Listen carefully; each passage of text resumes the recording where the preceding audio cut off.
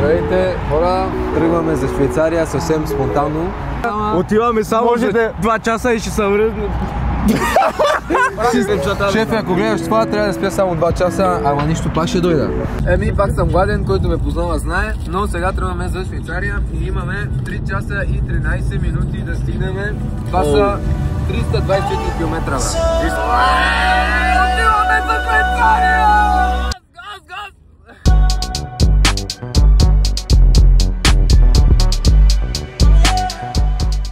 Еми, току-що пристигнахме в Швейцария и отиваме към един мост, който би трябвало да е много специален, много готин. Ей, тези хора. Какво си направил? Дръпнах пурата навътре. Е, това е. Ще се прибираме с един човек по-малко. Продавам ги 50 евро на килограм, да знаете. Да. До Швейцария хората говорят с статуя, брат. Гледай какво става. Ненормални хора, брат. Тази кула е много остра. Беше дядо ми в затвора. Брат, 50 лайка и си качвам и бато да бъде. И намириши на... Ето го, още един наш приятел, който е от езерото. Току-що е излезнал от банята. Вижте го, дами и господа. Чакай, ти кукушка, бе. Измръзвам, моля някой да хората подобри тук питат някой къде можеш да ходим. Да, обаче някъде да отидеме. Мислех, че ще е другото, е друго, брат. Да, я знам. Празна държава, празен град. Стига си ме снимал отблизо.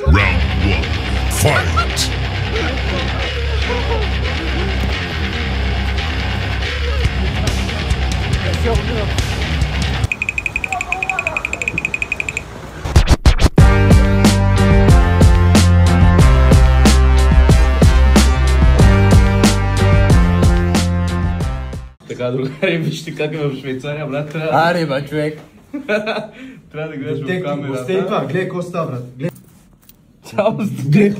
Ще кажа, че съм в Хари Потър, почнам с... 20 евро, вкара, я да видим колко е във франка. 16,29. Не, брат, никога... Виж го, изпута си картата.